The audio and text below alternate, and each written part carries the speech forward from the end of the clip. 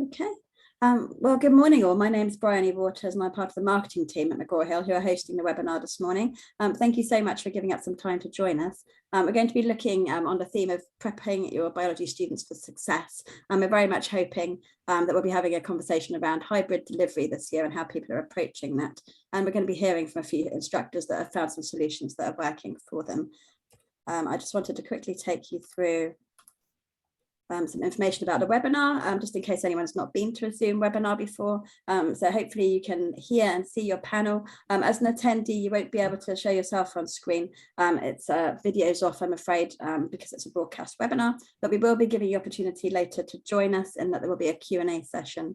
So I would recommend that you're listening to the panel and you're having a think about which questions you might want to put to the panel. You can use the Q&A box at the bottom and you can use the chat if you'd like to make a comment as you're listening to the discussion. You might also want to close down anything on your computer that's using up lots of connectivity just to make sure you've got the best experience today.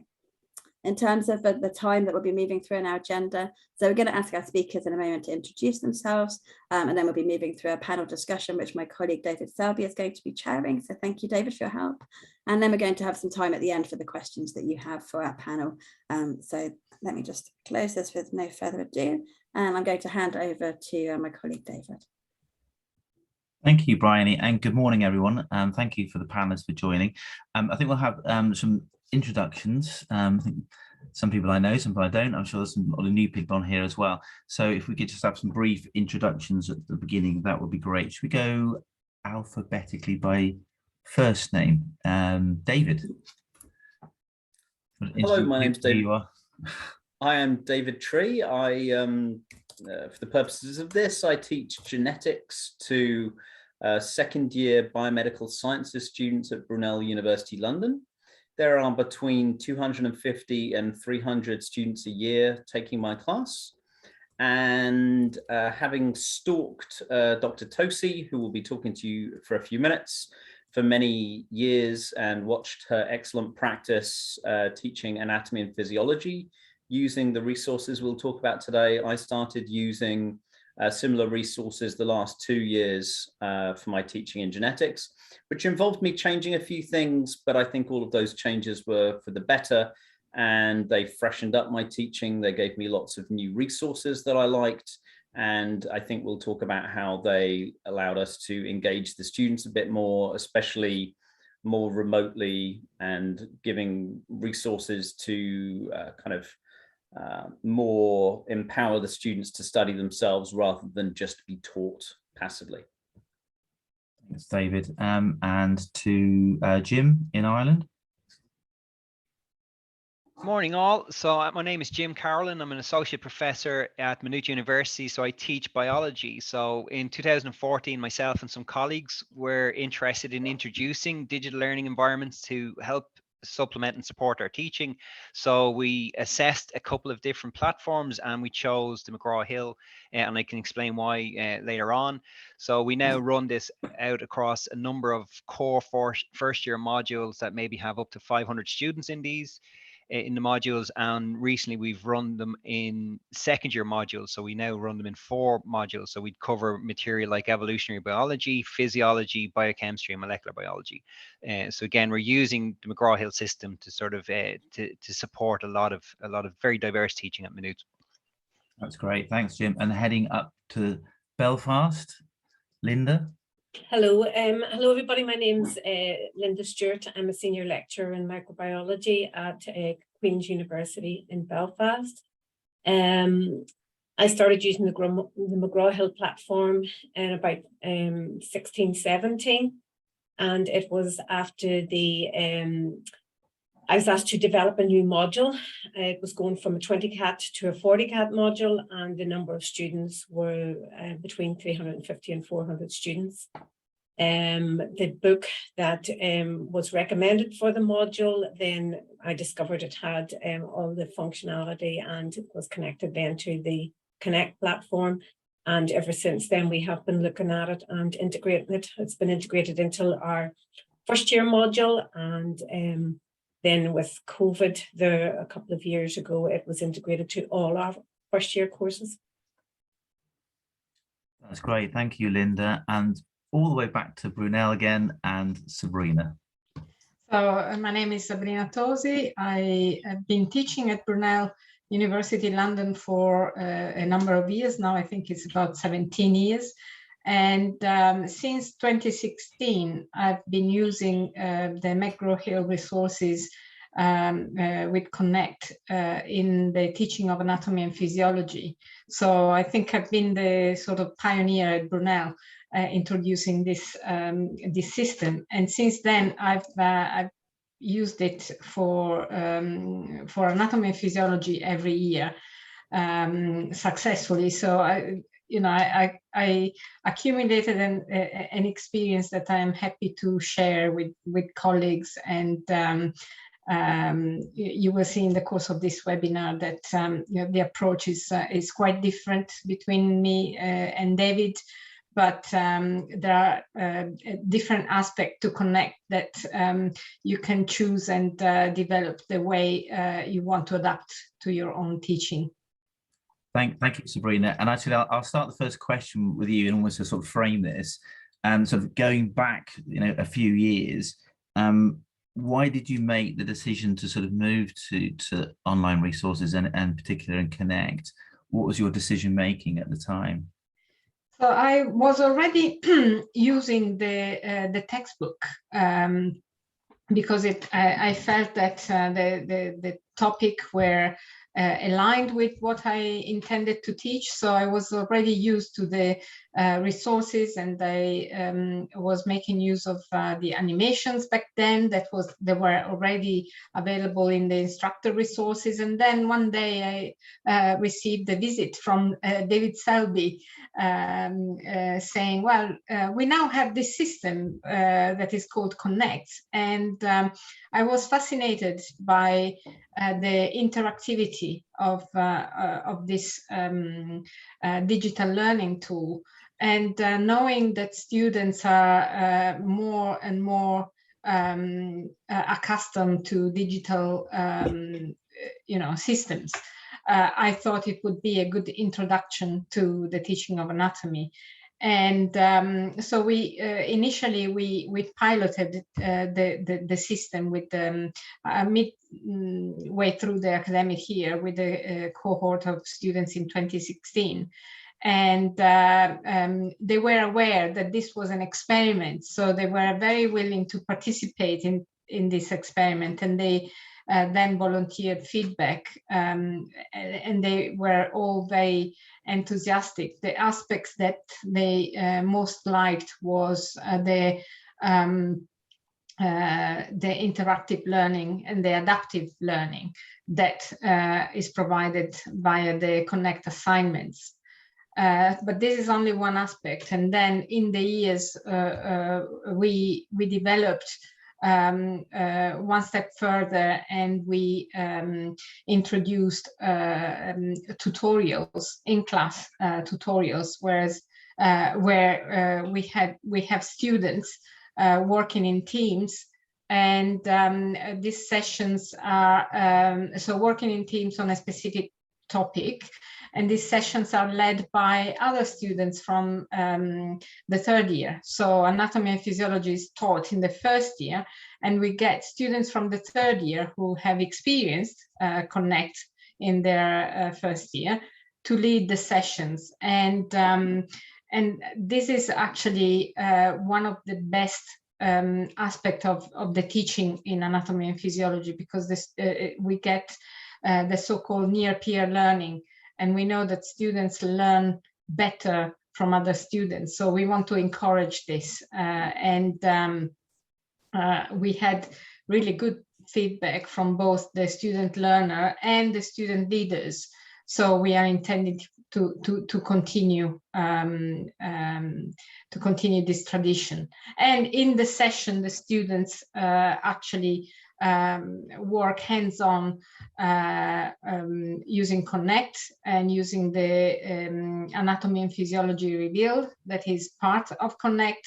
so they can carry out anatomical virtual dissection. They can investigate topics using all the different features, including histology, images, animations, and so on and so forth. But they do it under the leadership of other students, and I think that is what makes it more pleasurable.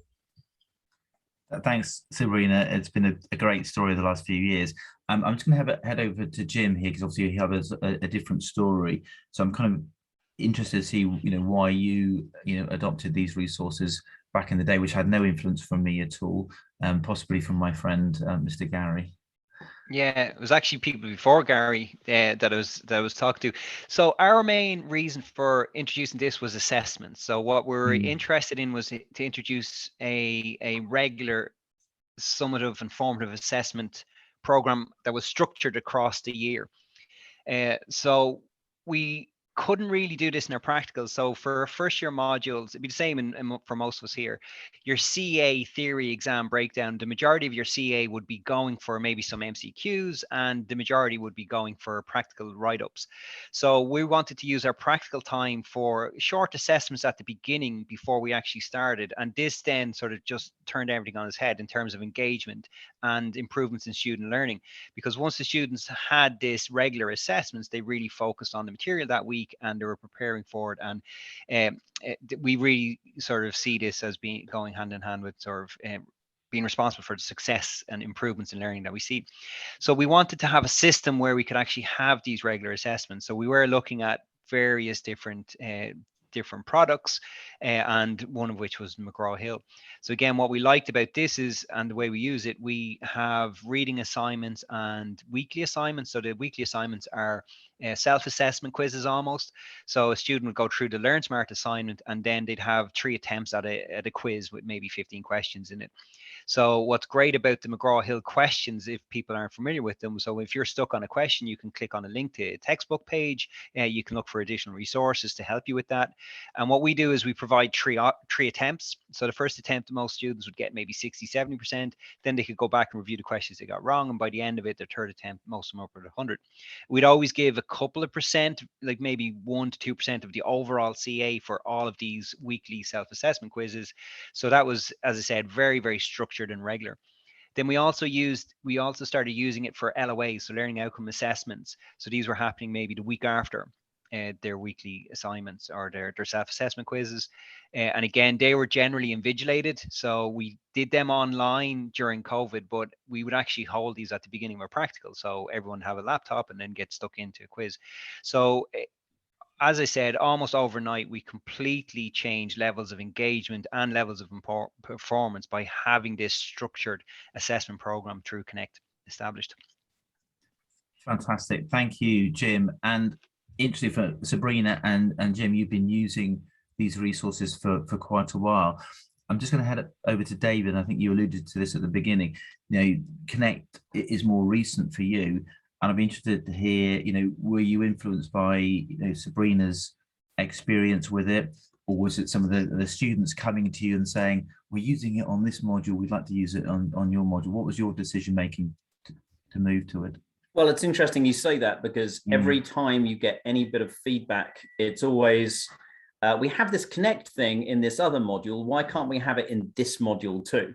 So the students, having had this great experience with Sabrina in the first year learning anatomy and physiology, they know how good that can be. And so they're really clamoring for it in different contexts as well. And due to a change in the way genetics was taught in the program I've been teaching on for 15 years now, it seemed like a good idea to do it, to do this change in line with also getting the textbook and the Connect resources in the 2020-21 year.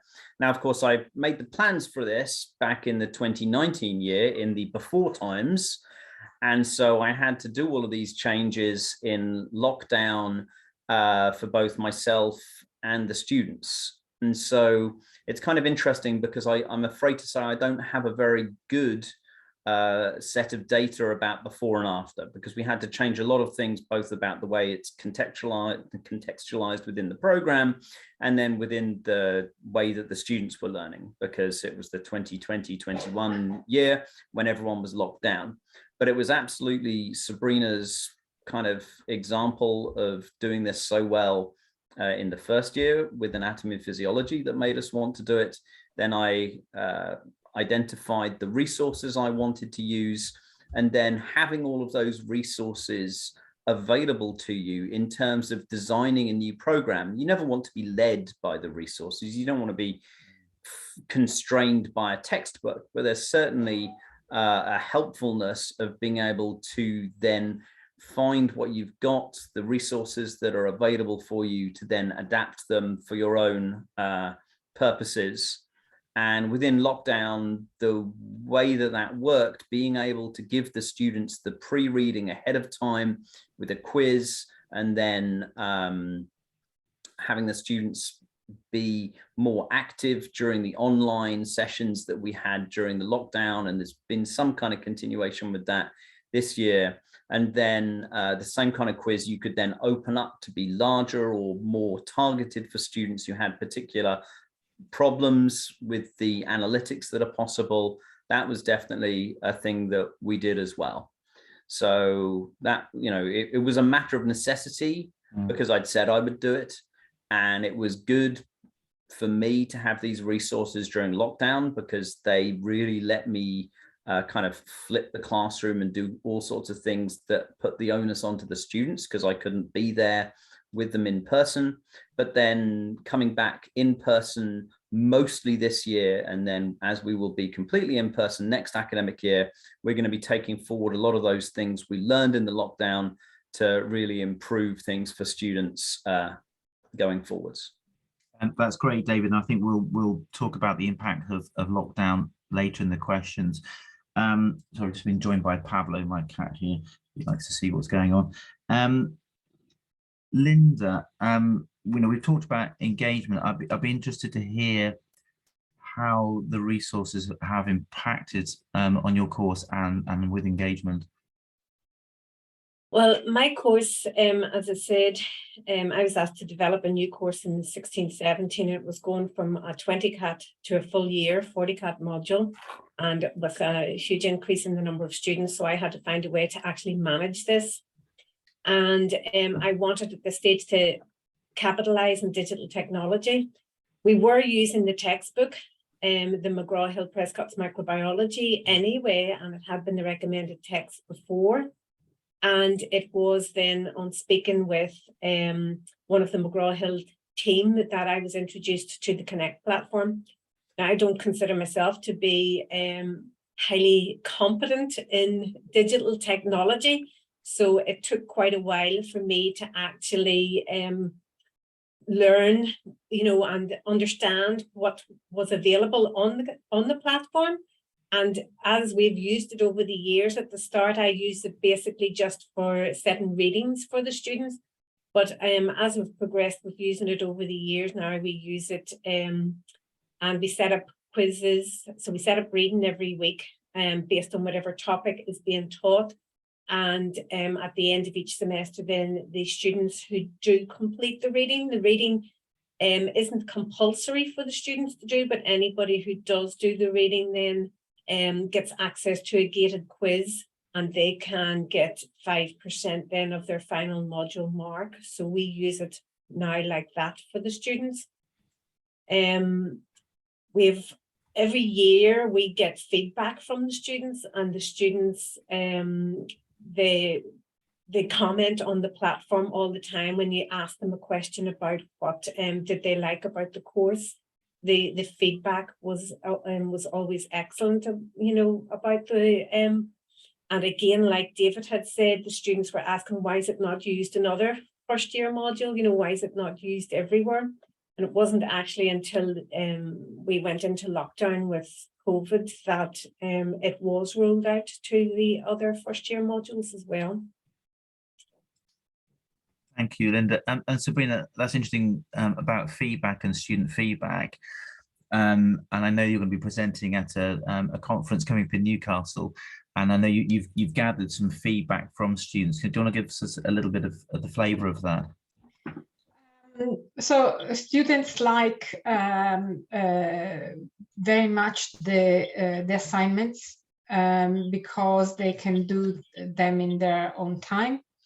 They say that Connect helped them learn. So we sent a survey out at different stages, particularly after the near peer sessions. So this is when we get most opportunities to interview our students.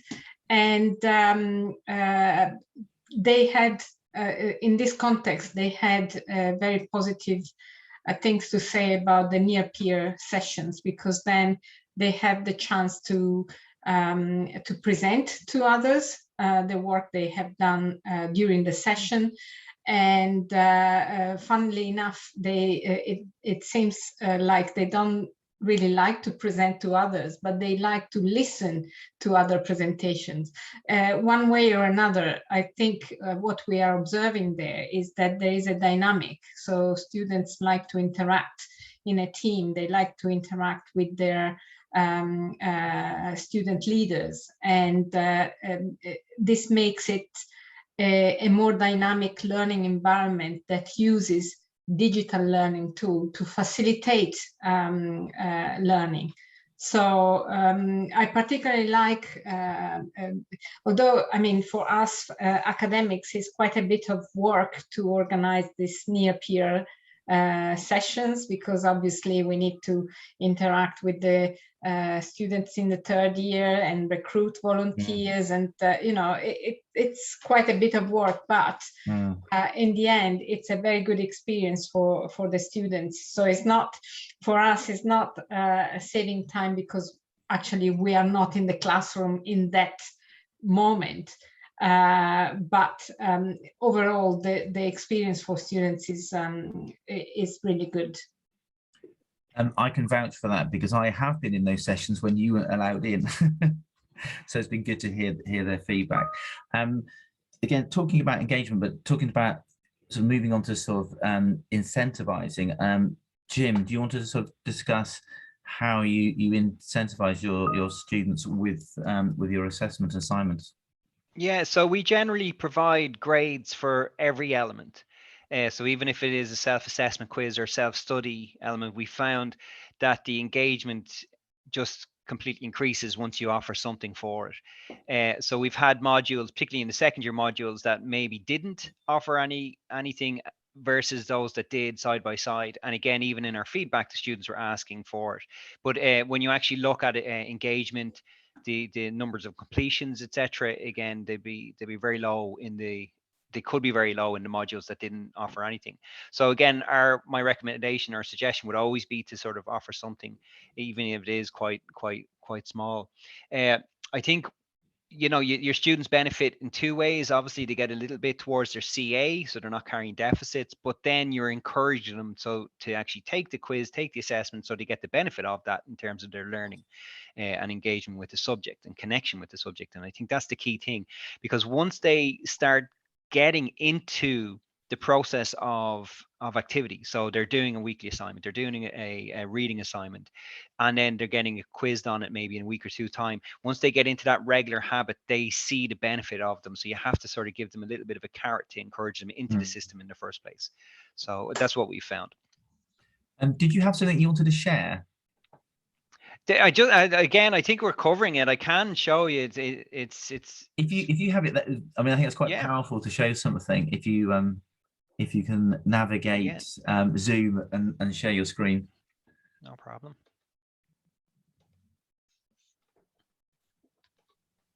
Right. Yeah.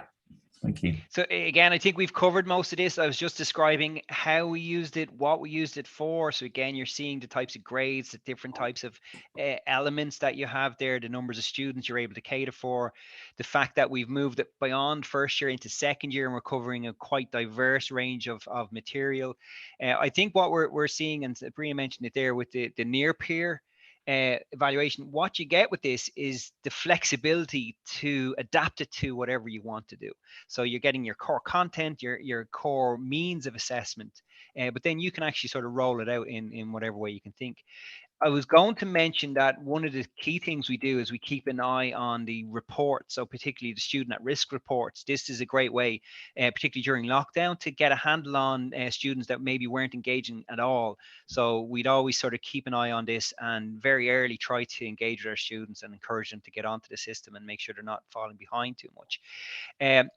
This slide, again, I mentioned it already in terms of providing a structure for assessment. So you can see this is one module across one semester. The types of things we were covering, this is actually during lockdown. So these are all the elements, and everything in orange here used the McGraw Hill system. So it provides that very regular structured assessment framework. And again, you can come up with imaginative ways to use the material in whatever you want. And then obviously what we're talking about there is was mentioned in terms of feedback. The feedback towards these systems is always highly positive, and again on a number of different levels. So it's more, the first one is resources. The students really like the provision of the resources that maybe they've missed from just a lecture or a saved PDF or even a recording. So directing them to sections of the textbook by making them go through exercises. They're finding out the questions, the material that they're not strong on, so they're going back and revising that, and that's really what comes across. They just love the structured part of it, but actually just access to resources and showing them where they're doing poorly early on in the module. So if you're going through, like all our modules, we go through certain topics and we pass them by and then we move on. If they've done a couple of self-assessment quizzes or even a learning outcome assessment quiz, and those learning outcome assessments might be worth a little bit more, and they didn't do too well or they struggled, they know that, and they know it early on in the module. So they're able to then go back and basically sort of focus on the material they were weakest in. So that's all I had, David. I think, as I said, we've covered most of it already, I think, just through our conversation. No, thank you. And thank you for sharing that. I can see everyone sort of leaning into the screen a little bit to look at some of that. Yeah. That's very good. And I'm aware that everyone uses the resources we have slightly differently. Obviously, you're teaching slightly different courses as well. Linda, I'm aware that you use labs. Do you want to talk a little bit about how they've been useful for you, and how they may have contributed to your module? Yes, we at the start of lockdown started using the labs. They were actually a lifesaver for us, the labs. We were able to use them and get the students to, we pulled some of them together, allowed the students to work through them, and then we set up quizzes afterwards for the students to, because the labs, or some of them are quite short. So we had to integrate them into a bigger program, and it worked really, really well. We used the labs. What we intend to do now that we're back on site, Queen's is back on site at the end of last year, and now from September on we'll be back on site. We intend to use the virtual labs then as a pre-lab assessment for the students, so that they know what they're doing before they come in to the actual lab class. So setting up, if they're looking down a microscope, setting up a microscope, being able to look down the microscope, being able to measure cells, things like that. Those are all available on the platform, and the student can have experience doing that before they actually come into the class and sit down to do that. So the students did like that, they do like that as well. So we use them then, and we will be using them as part of a pre-lab assessment. During lockdown, we used them as part of our labs. Great, thank you, Linda. David, I've observed some of your classes and the way you teach, and I was lucky enough to come to your first day of class. You can be very creative with your ideas. Anything that you sort of added differently or that you use in the teaching of the resources? Oh, you put me on the spot there. Not really. I think the students appreciate a mix between this kind of high-tech stuff that's there, and it's static and it's there for them, but then the in-person, more personal attending to their needs in the moment when they're trying to do it. So what the online stuff has allowed me to do is not a fully flipped classroom, but the students have got most of the knowledge when they get there, so that the in-person sessions are focused on applying the knowledge and using it. So genetics involves a lot of problem solving, and the way I try and explain that to the students is it's a bit like learning to do a Sudoku puzzle, in that I could give you a lecture on that, but it would be much more useful for you if I then showed you one and you did them. And so hopefully the online stuff has given them the opportunity to get all the knowledge and the basics of how to do something, so that when I'm in person, when I'm with them, hopefully in person from now on, sometimes in a hybrid way, I'm able to deal with the students as people and respond to them as they need it in that moment. So it's not a technological solution, but the technology allows you to have all of the online learning, allows you to free up all that time for the in-person personal touch, which I think is what students like and need. And that then has a kind of reaffirming thing, because then they kind of trust you that you've put together these resources for them, that they work, so that then they'll do them again and come along for those application sessions, if that makes sense. It does. That's great. Thank you. And Sabrina, I know you've introduced the dissection tool. And I think when you first started using the Connect platform, that wasn't something that you kind of shared with the students as such. And I think they started to find it themselves and start to explore it. Is that something you've moved on with now? So I have to say, I did learn a lot from the students, especially from the very first lot of students that trialed Connect for the first time. In fact, we used one of those students to, as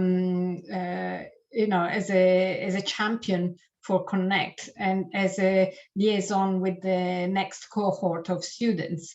And she was brilliant. The thing is, obviously, I learned how to use Connect from David Selby, and then I presented it to the class. I set assignments, but then students actually worked things out that I didn't explore. So I learned about all the microscopy that they could explore in their own time. I already knew about the animations. In fact, I am very fond of the animation to present in class, but also to set quizzes based on the animations. And I was aware of the dissecting tool, but not in such a deep way as the student showed me. So I think it has become like a collaboration. So I was not, I was the teacher, but I was also learning from them at the same time. And that's why we decided to set up this near peer sessions, because, it's great that the students can teach other students having worked out things themselves. Thank you, Sabrina. And we've obviously mentioned lockdown, COVID a few times, and the impact. So it would be interesting to hear each of your stories about any sort of potential changes. As I said, we've heard from Sabrina and Jim, Linda talking about how they've used resources for a few years. I think what would be useful now to hear how you may be moving on, what sort of things you've learned from the last couple of years, and maybe looking to change. Is that something, Jim, that you're thinking about? Has it had that impact on you? You're thinking actually I might tweak things in a different way? Honestly, Dave, no, because we were using the Connect system for for what, 5 years before the lockdown, and it just meant we rolled straight into it. So as soon as we realized what we're going to be dealing with in terms of remote teaching, I was fairly confident that we were going to be fine once lectures were recorded or streamed. All the other systems are exactly as they would have been in previous years. So that assessment program, the labs we designed, we recorded them, we put them online. We actually got to run a few of them in person, but to very, very small groups. So I have to say, it just meant we just continued, we rolled straight into it without having a considerable period of planning, which maybe other institutions that were adopting it more recently would have had to do. In terms of coming out of lockdown, we'll just switch back to how we've always used it. I think the one thing is maybe sometimes, as it's been mentioned, you do need a champion of these things, anything new in a new department institution when you're bringing them in. So for example, when we brought in McGraw Hill system, we had to bring in a completely different biology textbook that wasn't used before, and that there was a lot of sort of reluctance against that, because the other lecturers on the modules were, sort of very happy to stay with their material and didn't want to change anything. And again, sometimes you can't really convince everybody these things, so you just have to pilot them, show them, gather the data, and then basically becomes a little bit more mainstream. And maybe that's the only thing that happened during lockdown, that once people were seeing how you had this supportive structure in place where the students were continually working even though they're at home in McGraw Hill, other academics then wanted to sort of adopt that for their modules. So rolling it out so before the pandemic, we'd only use McGraw Hill in one second year module, whereas by the end of it, we use it in 4, and maybe that will continue going ahead. And leading into sort of September, October, is there an expectation for students to be back on campus and in person? Okay, yes. That's interesting.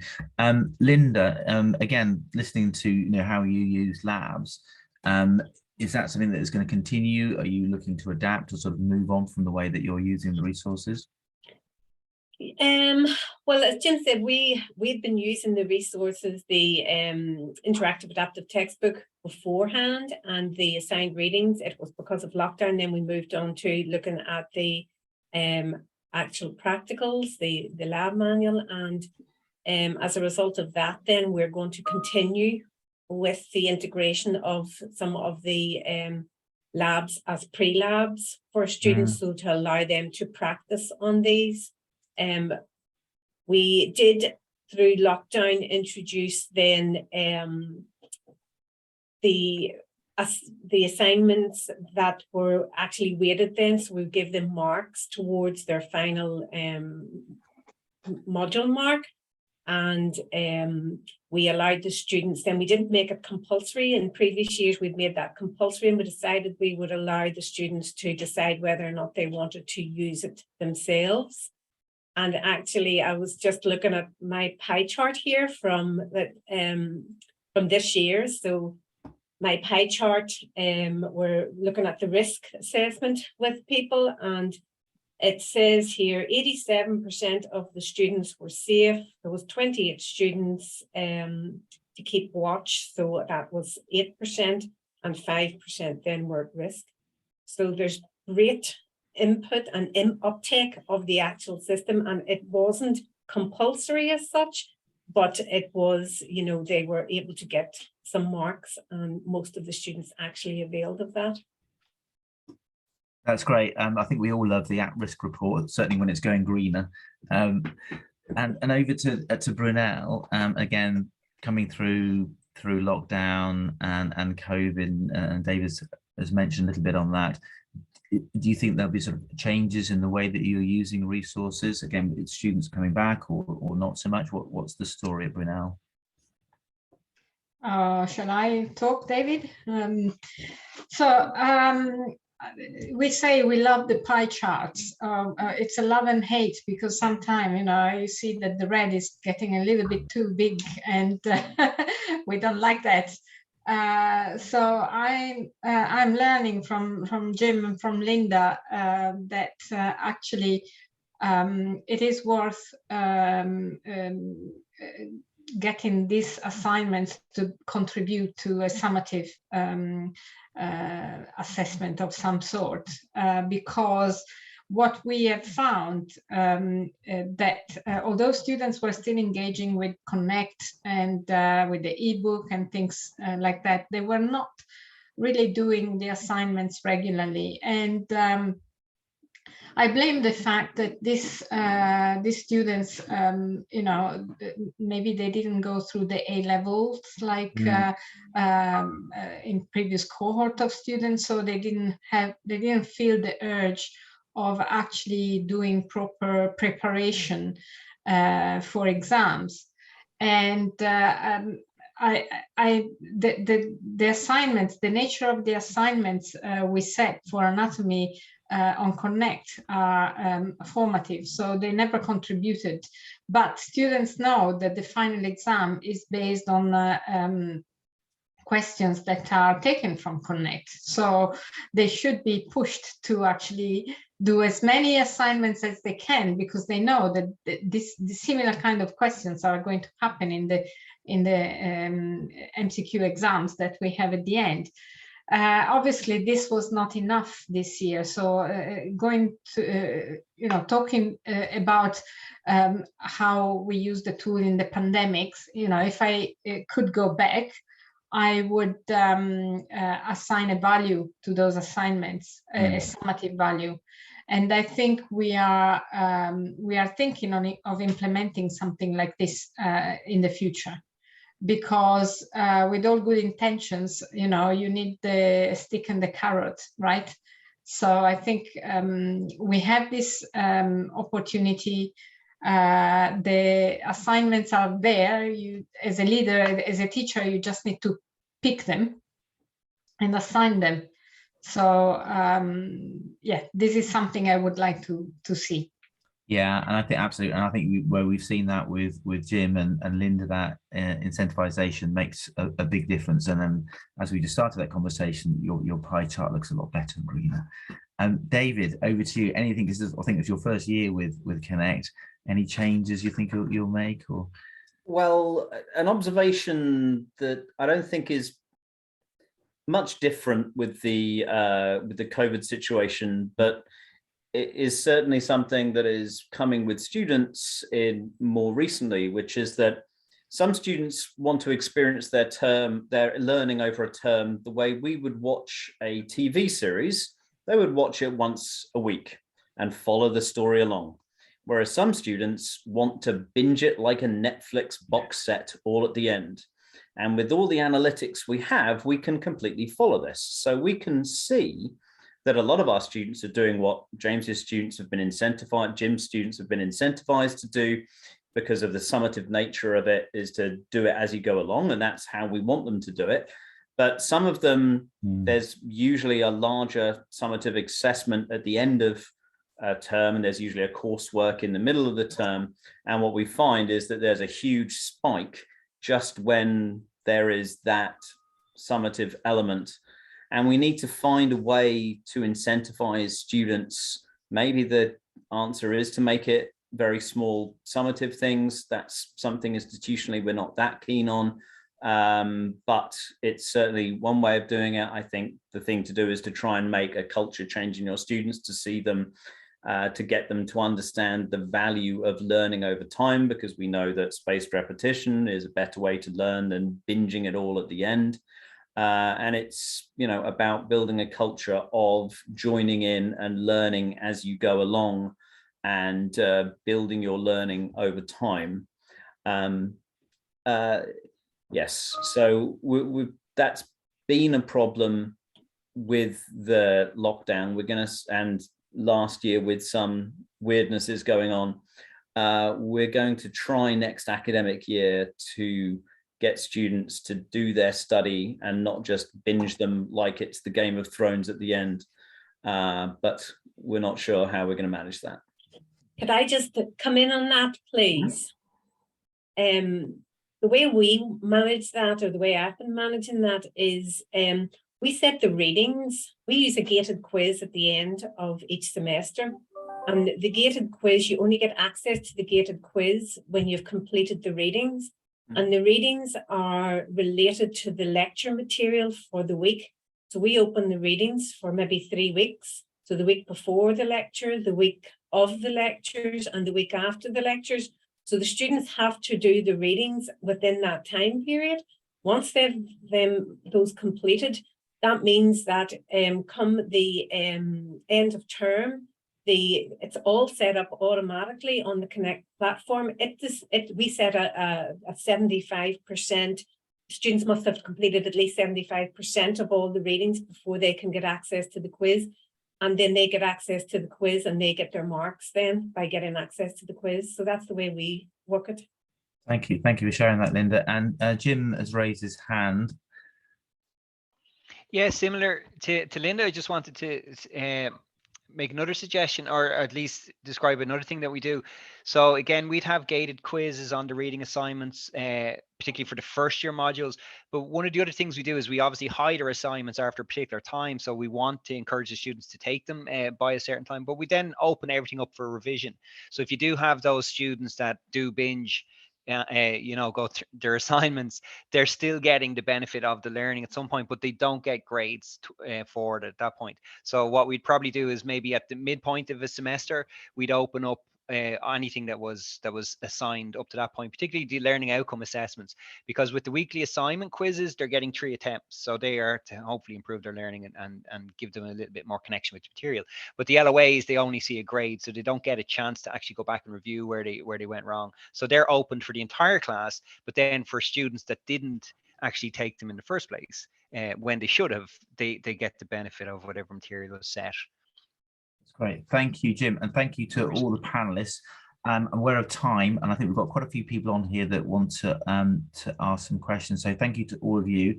I'm going to head over to Bryony and Alice, who I think are keeping an eye on questions. So I'm handing over to you two now. Thanks, David. No questions in the chat at the moment, so I'll just let people start putting their questions into the Q&A box. And yeah, we'll just give people a couple of moments. I don't know if the panelists had any questions for each other at this point.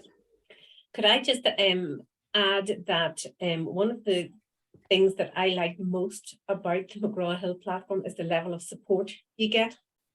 We in Northern Ireland have Gary Sheehan, and Gary's available all hours of the day and night to answer all the questions. And if the students email me for anything and I can't answer it, Gary's always there. So the level of support has been phenomenal. And that's one of the main things that I would like to say. I'd also like to say that, the proof of the pudding is in the eating. And we have had, or I have had some feedback from our external examiners who had a look at this system, had never seen it before, and had a look at the system. And his feedback was, his actual words were, the use of the interactive adaptive textbook by Prescott is highly innovative and enables bespoke learning, individualized for students, and customized learning and revision and examination. Buy-in from students is very high, with all licenses been taken up. He suggested that would make an excellent presentation for the Education Division of the Microbiology Society. He said that along with the threaded modules in biochemistry and genetics, this gives QUB students a very strong foundation for understanding in the molecular science. This really is an innovative and extremely well-run course, and the method of delivery could be considered for other courses. Yeah, that's wonderful to hear, isn't it? Yeah, that's from the external examiner. And that kind of tees up nicely actually to a question that's come in, which is, what would be your main piece of advice for a new starter starting to use digital technology like Connect? For me, are you asking me then? Some advice from people on the panel to someone who's kind of new to using Connect on their course. I think that not to be afraid to play with it, and I was very close to Gary because he was there at every opportunity to give me advice on how to use the platform. And I'd say, I want to do this. Can this be done on the platform? And he was always able to, and help and advise. So that's how I've got to where I am with it today. Gary is on the call, so no doubt he is blushing somewhere in his room in Dublin. One piece of advice I would give to colleagues who are intending to use Connect is that don't think that you get Connect to do the teaching for you, because you need to engage with the tool yourself if you want your student to appreciate, right? So, for instance, for anatomy and physiology, I think the textbook is aligned with what I teach. It's brilliant. The resources are brilliant, but you still need to do some selection. And so don't think that, okay, I get to connect, I can relax.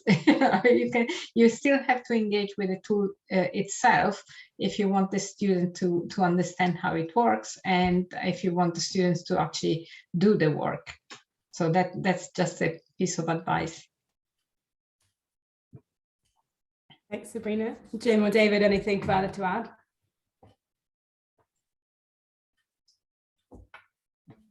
It's not really to add, but it's a beautifully inclusive tool because it gives students different ways to learn. There are so many, not just the Connect Online thing, there are with the labs and all of the different things that you can download and do. There are so many different ways students can choose to learn. Some of my students go, why are you giving me all this? This is far too much to do. To which I always say, well, no, I'm giving you alternatives. You could read this, or you could do it this way. And we go through them in classes, the different ways they can use the resources to learn. But it then just gives them that freedom and that opportunity that whatever way they choose and want to learn, they can hopefully find something that works for them. And could I just add to that? One of my colleagues actually came to me one day and said that he was sitting behind two students on a bus on the way into university, and they were discussing the Connect platform, and they were sitting actually doing their readings on the bus on the way into into lectures. So it gives them the ability to do the learning when it suits them. Yeah.